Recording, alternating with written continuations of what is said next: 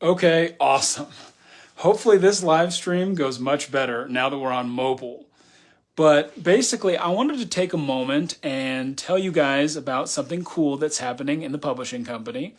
And it's that we have a new and very exciting D&D product that we are doing a Kickstarter for. And we're just trying to raise awareness for this. And it's honestly, I'm pretty pumped. I'm pumped. And I hope you are too.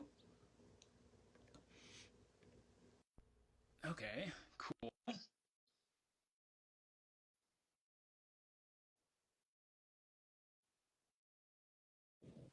Whoa, Hey, man. what's up? You, you are a little bit quiet on the stream, just Oh so wait, you know. let me. Can you hear me now? I can hear you. It's just probably coming through your earbud or something. Oh yeah, it is. Yeah. Can you? Am I too quiet for the stream? I would argue, yeah.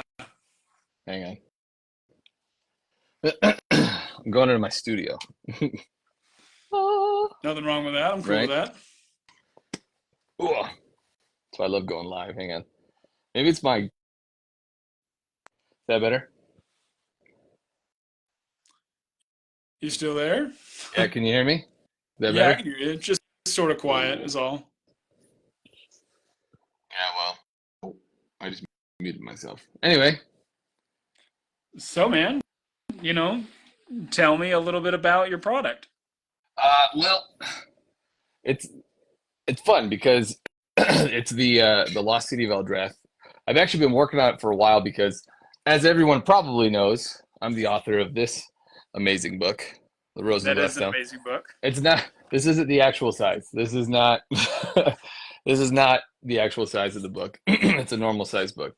Um, I was gonna have a copy on the stream, but I gave them out, and a lot of bookstores wanted them on the shelves, so I don't have any more in my house, which is kind of nice. Oh, I that's what know. happens when you write a good book, you know?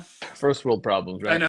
Um, but the Rose in the Glass Dome, as you know, if you've talked to me at book signings and things like that, is that that originally was supposed to be a D&D campaign because I love D&D. I've been playing it since I was 18, and I'm years old. So the I've been playing it for a while, and I wrote that, and then I thought, you know what, this is too good of a campaign. Like, I didn't want to waste it on somebody, so I turned that into a book series. The second book I just finished, by the way. Which is Um, awesome. yeah, so hopefully that'll be out sometime later this year or maybe early next year. Who knows? Depends on my publisher. But Yeah, the he's kind of a hard ass. But no, the in the best way possible. Um, I try. but no, so I took that and turned it to a 4 book series, and then I was like, but I still want to write a D&D campaign. So I came up with this idea of I'm sure you've heard of Atlantis, right? Everybody knows the Lost City of Atlantis. Yeah. And one of my favorite things is to, like, whenever I play D&D is like discovering hidden secrets, right? That's why most of the time I lean towards like rogue assassin or a drow elf, things like that. Which I know, Adam, you're probably like, I have no idea what you're talking about because Adam doesn't play D&D. But for the nerds watching, that you get it. Um, Yeah. but anyway, so I love being able to like find the secret stuff and hidden treasures and stuff. So I thought, well, why don't I turn that into a whole city that's just been lost? Um, so then I just started writing and kind of coming up with another book ish idea. But then I thought, no, no, no, we're not going to do that again. I'm going to actually make a D&D campaign. Um, so I got to admit, because I saw your first live when I was trying to get onto the other one. The reason a lot of the art is done already is because some of it was for the Rose in the Glass Dome D&D Really? campaign. Yeah, that's an I did not know exclusive. that. Not many people know that. I've been working on. Well, I started working on this one as the D&D campaign. I don't know, about a year and a half before I got it ready for a book. Um, Actually, probably longer than that. Let me think. 20. Actually, it was during COVID is when I started thinking about the D&D campaign, and then I turned it into a book, and then time and jobs and things, just life got in the way, and then it kind of took a pause, and I wanted to really focus on the story. And then I was like, okay, well, I've got a lot of stuff already done for this D&D campaign that's not going to be a campaign anymore. Why don't I figure out a way to utilize it somewhere else? The only thing that's not, I mean, there's a lot, don't get me wrong, like a lot of new stuff that I drew. Um, And I apologize if when you see the book, it's not like the best art ever, but it's you know, I'm no Bob Ross. I love using Adobe Illustrator and Procreate and things like that and just doodling. That's kind of where all of my art expertise comes from. And then I will admit, I'll say that I did have some friends that are very good artists help with like coloring and teaching me different perspectives and like things like that. So that way the art it's very 2D, but what D&D art isn't 2D. But you're going to enjoy it. So all the art aside, I came up with the idea of having this lost city where it's not like an abandoned city. There's still people living in there that didn't realize they had been lost, right? Oh, wow. Eldrath was not on the map. You look at your map. That's like pulling up Google Maps right now, and Ogden not being there, but everyone's still living in Ogden. Oh, Now, oh my gosh. for the people who don't live in Utah, Ogden is a city that's just outside of like our main city, like a little north. So like if Salt Lake City were like Chicago or Detroit, these ones are like the outside, one of the outside kind of main-ish cities. Anyway, so so I thought, well, how cool would that be if like all of a sudden something happened, like the magic that was hiding Eldrath. I'm not. The reason I'm being very vague is I don't want to give it away. I want you to get the book and Oh, read of it and course. see Yeah. it. Right? It's a lot of fun. But I didn't want, I wanted it to be like all of a sudden people get like a letter and they're like, hey, this new map came out essentially, and now this city called Eldrath showed up. Like, what is this? Nobody knows. It's been gone for centuries. Like everyone alive now did not know Eldrath existed, right? So the whole cool part about it is that they get this letter, but then in the letter it says, by the way, other people are also getting this info. Now you have to go find the treasure and the secrets of Eldrath and figure out what's going on. Boom. That's the campaign, right? And Wow. then whereas like I love campaigns that bring you all over to the planet and all over a continent and things like that. I wanted this one to be focused and have so much going on. Because I mean, think about it. If you were in a city that has been lost for centuries, why would you do one thing and then leave to go somewhere else, right? Heck That's a no. really good You know what I point. mean? Yeah. So I wrote it in the sense of where you're going to be in Eldrath the entire campaign. There's other things that are going to happen that's going to make it seem like you're not in Eldrath, but you're going to be there pretty much the whole time. And I put side hustle quests in there, which I call them side hustles in there because I love a side hustle, right? It's one of my favorite things. And I wanted it to be a little fun because I used to play with a group a long, long time ago, and we actually started a import export out of. If you ever played the uh, the Tiamat campaign, then I can't call it the normal name because the Tyranny of Dragons is the normal name, but our DM changed it up. He took that and like kind of made it his own. But anyway, essentially it was taken from Tyranny of Dragons, but there's a town that you started called Greenest, and we actually started an import export out of there so that we would make money as we were doing other adventures. Like we as the adventurers, not like us personally. Yeah. But like we as the adventurers would make money so that way it's like, oh, we only got 20 gold. That's okay. We go back to Greenest, we're gonna have 1,000. You know what I mean? So Yeah. it was kind of stemmed from that because I was like, that was cool, but how can I do that and like expand upon it? And make it to where an entire group can have the chance to either do A, B, or C, or D. I mean, if you're a DM, you know that there's all the letters of the alphabet routes that people can go. Yeah. But the cool thing is that I created all brand new characters, and it all fits within the fifth edition, which is the Wizards their format. So like it fits within there in that world. So all the spells work, all the magical items you can import. They're homebrews, of course, but you could still utilize them, and they're not like overpowered or anything like that. It's not going to mess up any other campaigns if you continue on after you do Eldrath, with the stuff that you get there. Um, Plus, you can add Eldrath now to any map because remember, it's been hidden for so long. So that's Yeah. why, and that's kind of a cool, fun way to introduce it. Because here's the thing: if I tried to put it in the same world that like Tyranny of Dragons is, or like any other D&D campaign, they'd be like, I've played all these, and it's Yeah. not on the map anywhere. That doesn't make sense. Now it can, because this city has never been on any map for a long, long time. And guess what? It just showed up, and now you can play it. I love how you took, the whole thing you built is it's an area in an area that's big enough to have things happen, Oh but yeah, it's not so big that it's overwhelming. I usually just across the board with things, I don't like it when there's too much. If there's too much, it's almost like there's no boundaries, and so you have yeah, nothing to compare anything absolutely. to, you know?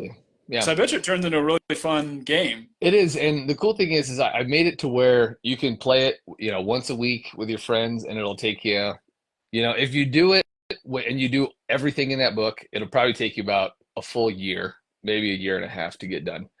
I mean, you could definitely speed through it if you wanted to spend, 10 hours a day, every single day. If you're like, let's just keep playing Eldrath, like that's cool too, Yeah. you know, because you never know. Like DMs know that things can happen. You go different routes. If they want to leave Eldrath, they go somewhere else. I mean, figure it out. But the other cool thing is that I wanted is because one of the problems that I always have when I get D&D books is that they never come with like maps, right? Like you either have to find one or you create one, which is great to use the Really? imagination.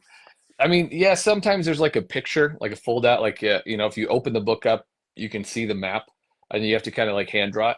What I wanted to do with this is to be able, especially with our Kickstarter, is provide actual like 23 by 36 size maps Yeah. that you could literally just roll out and be like, okay, we're in this location, which one of them's called the Crystal Maze. And hello, it's like you open it and now you've got a poster sized map that's on your table that it'll have the grid. It'll have the grid so you don't have to worry about drawing it. So you can literally roll it out, put your minis down, you're ready to go. Well, that And sounds nice. because I love when that kind of stuff is available because as a DM, I'll tell you what, man, I ran Tyranny of Dragons for a little bit just because I love Tiamat. And as a DM with some new players, game zero took a long time, mainly because I was drawing maps and I found some maps online that kind of fit with what I was trying to do. Um, but it wasn't like the exact location. You know what I mean? So Yeah. yeah. And in the DM book, there's going to be like, so let's say, because I already gave away one of the locations, the Crystal Maze, right? So the Crystal Maze has a map that your adventurers will see. The DM will have the open on the inside. They'll have their version, almost like the answer sheet to like, how teachers have like the answer sheet in their book, right? That sounds really nice. Yeah, so like when the DM opens this book, all of a sudden it's like, oh, they're in the Crystal Maze. You flip to that page, boom. Now you've got their map, but it shows you where like different things are already, right? I pre-placed some things for you, to where that, okay, if they go right there, according to this part on the book, they're either going to get trapped, they're going to find some gold or whatever. And I did that a couple times, not for all the maps. All the rest of them, it's kind of wanted to leave it up to the DM's discretion, but it was yeah, it was a lot of fun. And that's what I love. And because the Kickstarter's been doing pretty well, I'm already designing more characters, and I'm trying to add a couple more locations and different side hustles and monsters. Yeah, so it's going to be a pretty big book by the time we're done. Yeah, Well, I mean, I have seen some of these characters and they're really cool. yeah, very And, scary. honestly, why not give them more, right? If they're already going to love it the way it is, no reason not to add more and just make it even better. You know. Exactly.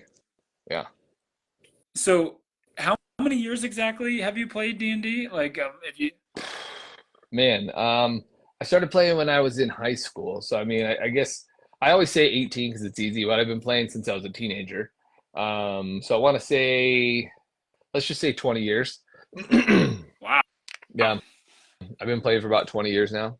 For a long time, it was like every single Saturday for like 3, 4 years in a row. You know what I mean? Like I would just play. Yeah. Um, with one campaign, or if it was a one like a one drop or what, not a one drop, oh my gosh, a one off. Whereas like they just wanted to do one campaign to do something real quick. If we didn't have time to get into the full one, things like that. Yeah, no, but I love it. It's been awesome. I'll tell you what though, like from the military's perspective, like another reason why I love D&D is because I would paint minis and I would make terrain and all that kind of stuff for when I would, really get into it and I had a whole game room. I have PTSD from my time being deployed and things like that. And if you have PTSD, a lot of doctors, they suggest that you find something that's kind of very detail oriented to get your mind off of stuff. So Yeah. like building models or painting miniatures or doing things like that, building things, Legos, erector sets, whatever. Yeah. Um, so I kind of used that as like, okay, that was my coping mechanism to be like, hey guys, or hey brain. When I say guys, I'm talking all the voices in my head.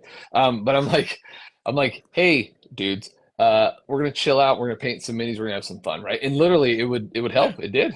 I mean, I think I painted in one weekend like 20 figures. I made a bunch of terrain. I made a boat that you could use Wow. because yeah, we were doing this one. It was this one-off campaign where I wanted everybody to like end up on a boat, but the boat had different levels. So like the levels had to come off like if they went down into the boat. So I took a bunch of foam and I watched some videos online and I made this giant ass boat map, but it was out of foam, so it was like a legit 3D boat that was sitting on the table. They'd start on the top of it, and then once they went down, I removed the top section, and then they went down to the next level, and a bunch of stuff happened, and yeah, so it was it's kind of cool, kind of cathartic in a sense, I guess. Well, I've always been a big fan of the idea of creative hobbies as a way to deal Oh with yeah, stress. In my case, that's it's writing and running a mine's publishing company mine's and all that. writing, D&D, and Magic the Gathering. So Yeah. Honestly, kind of related things, I feel yeah. like. When you design characters, I mean, what is really the process for that? Like, for us that don't really know how Um, to do that. Honestly, I look at the world and I go, okay, what I try to do, I'll give you, I don't have my whiteboard with me. I have a whiteboard that I usually track down and outline stuff with. Like when I write a book and stuff, I'll do like an outline, kind of like the big main points. Now I usually use Google Docs, but with the D&D book, I was kind of just jotting things down. So what I'll do is I'll go small, medium, large when it comes to monsters. And then I Okay. think, and then I think by small, it's like, this is a bad guy, but it's not like some demon that you wouldn't see in the regular world, right? Like, a robber, like an angry drunk. Maybe in a magical realm, it's like a kobold or like a monkey person. Something like that you would Yeah. see that isn't out of the ordinary, but also can be villainous, right? So that's my small characteristic. Medium is kind of, maybe this is like a guard of some sorts that's guarding something, or he's got a little more training, or he's a little more vindictive and he's got a little more like of a backstory type stuff. Maybe he's got a horn or two, or like a long tail and scale skin or some shit, but it's not like big. And then the large ones are, the demons, the ones that shoot fire out of their hands, the ones that are, if you walked up on them and you went, oh, okay, like that's, the big bads. Um, and then when I say small, medium, large, it's not like their stature. It's the, I guess, the level of villainous, if that makes Oh, sense. okay. So that's kind of where I start my process. I go, okay, I want to come up with how many small bad guys, how many medium, how many large. And then I'm like, well, first, so then what I do is I figure out how many I want to do. And then I go, wait, I got to put a pin in that. I figure out what locations I'm going to build. So then I got Okay. a world build. So then I thought Eldrath. Then I thought, of these 5 side hustles, then it's like, well, we got to focus on the main story, right? So then it's like this. I kind of come up with all the locations. I come up with all the side hustles and then different things that they can get into. And then I go, okay, great. I've got, you know, 23 locations now. What is going to be the experience builder that gets them to the point where they can complete the entire campaign, right? Okay. Then I go back to my monsters and I go, okay, well, the small ones can fit in, of the 23, they could fit in perfectly in, say, 19. I can't use the same one every time. So I got to create, this, or there's got to be a mess of them, or, things like that. Yeah.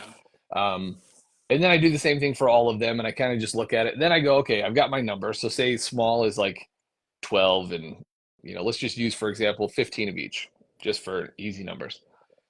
Then I'm like, now I got to create them. So then I go, well, maybe 2 or maybe 5 of the 15, maybe 3 of them could be, you know, like a thug gang that lives in this area that try to rob you, right? They just look like people. and then a couple are like monkey people, or a couple are like kobolds or lizard people. And the cool thing is I base them off of monsters and creatures that um, not that they exist, but their type exists. Does that make sense? Yeah. So like I'm not taking that character and just like changing their name. I'm saying, okay, I've got a, humanoid lizard guy or whatever. I'm going to change him up a bit, to make him look like this. His stat block's going to be different, blah, blah, blah, so that he fits in those categories. And then once I get all those done, that's why it takes me so friggin' long to write these books. It's because it's a lot of planning in the beginning. Oh Um, yeah, definitely. and then once I get all the monsters taken care of, I got to come up with the NPCs. The NPCs are the non-player characters, like the non-main ones. Essentially, it's all the people the DM end up controlling. So like the shop workers, the innkeeper, the bartender, the things like that. The people that help them along the way, the good guys, and things like that. So then I do the same thing. I'm like, I'm not looking for small, medium, large in the sense of villainous. I'm like, how much can they help them, and where should I put them, right? Yeah. So yeah, that's so once I get all that done, then I start essentially in my head. I take them like little chess pieces or like little Yeah. minifigures, and I'm like, boop, they're gonna go here, they're gonna go here, they're gonna go here. So then when I'm writing, when I'm doing the thing, and I go through each location or whatever, and I'm like, okay, I remember I marked these 6 NPCs, these 5 monsters are going to be in here. Then I make it filter in, right? So then I write the story, I put things in where they're supposed to go, and then I rewrite it because I don't like it, right? And then and then I move it off to the side, I do something else, come back to it, hate it, rewrite the whole thing again. Put it's a vicious cycle. Then I go, ooh, I love this. This makes sense. I don't rewrite it. I leave it alone. I put it on the shelf, Yeah. right? And then I do the same thing for the rest of them. Once I get to that point, then I'm like, okay, I got to build a book, like a campaign book, because it's not built like a regular, Rose in the Glass Dome book. It's not, um, as most people who play D&D, you're never going to go from page 1 to page 112, right? Uh-huh. Every page by page by page by page. It's going to go, all right, well, the DM's going to go, well, you can go this way, that way, or this way, right? And then they go, hey, we're going to go this way. The DM's like, shit, I got to flip. And they're flipping, they're like, page 93. Okay, cool, we're here. You know what I mean? So I didn't care much about because it didn't have to flow like a regular story does. The adventure has to flow, but that's an underlying thing, right? So like beginning, Yeah. middle, end, it's in there. It's just, if you're on page 5 and you have to go to page 12, that's not unheard of. You know what I mean? So yeah, Oh, okay. yeah. I'm amazed you can keep all that straight. I mean, That's why I I'm write it familiar down. with planning a story, but not to that level. Yeah, that's why I write it down. Excuse me. Yeah. Well, how do you feel about the Kickstarter and its progress right now? I'm excited, but I'm very excited. I appreciate all the love and support that we have from everybody. Thank you, thank you, thank you. We've got 38 days to get a couple more bucks in there. I mean, it's a lot more bucks, but still, I mean, we're offering a lot for not a lot of money, and if you go look at the rewards, check out our Kickstarter. Adam will put it up. I think it's all over everyone's social media. Go to mine, go to Adam's, go to Seerendip, you know, yeah, there's ads um, everywhere and it's ads just going everywhere, nuts. links everywhere. Just go check out the Kickstarter. It's pretty cool. Like, I mean, you get a lot of stuff. I think for $50, which is about the cost of what it's going to be when we put it out. Um, Probably a little cheaper, but not really. You get the book, maps, and like a whole bunch of other stuff, plus your name in the book, things like that. I mean, that's just the middle tier one. I mean, there's a $5 one if you're like, I just want to be famous and put my name in a D&D book. Well, $5, it's all it takes, right? And Yeah. then if you're an LGS, which is a local game store, or if you just want 10 copies of it, it's $250. That's way cheaper than what you'll be able to get 10 of them for, no matter what the freaking cost is. You get 10 Yeah. of them, we'll sign them all, plus you get maps. And if you have a store, you could sell the damn books in your store. Like, They would make great gifts too, holy or you crap, could sell them to your friends amazing or gifts. Yeah.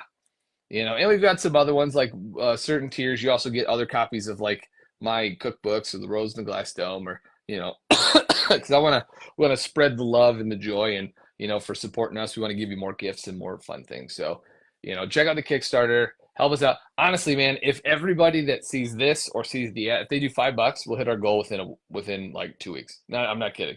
Like that's it. And Yeah. if we hit the goal, then we can make the book possible. If not, we got to wait a long time, because things are expensive, guys. That's why we're doing the Kickstarter. Me and Adam, we're not millionaires. We're not, these companies that do Kickstarters just to get more thousands of dollars to put into products that they've already spent hundreds of thousands of dollars on. He's a local Yeah. publisher, and I'm an author, local author that's trying to just make this dream possible, right? So if you donate, you're not, or if you support and back us, you're not supporting some conglomerate. You're supporting Seerendip Publishing and Alessandro Penington, trying to get this D&D book off the ground. So I'll tell you what, if it's not successful, then we got to wait like another year or two before we can get this book out. And I want this damn book out because I've been working on it for like 2 years now. I know the feeling. Like after a while, the kids got to get out of the house. If you know I what I mean. know. Yeah, I'm gonna start I was making gonna these pages pay rent. They've been in here so long. It's ridiculous. I know, So, right? yeah. Well, what's been interesting on my side, on the publisher side, is, I mean, you're always going to get people reaching out saying they're interested, but there's been this huge influx of people that, want to help market the campaign, and, Yeah. they're asking questions about it. And it kind of gets to the point where I'm like, I can't answer every question. You got to go Yeah. back and just look at the Kickstarter. I mean, I know Yeah. it's cool. Hey, and if you but want to help market it, just do it. You don't even have to ask. I don't care. Like, share the link, tell people, share the ads, like just market the crap out of it. Share it with all your friends. Well, it's even so good that some people are reaching out and saying they want to cross promote with us because, Yeah. they see the traction, and they see how amazing the campaign is, and it's like, Absolutely. all right, I get Yeah, it. exactly.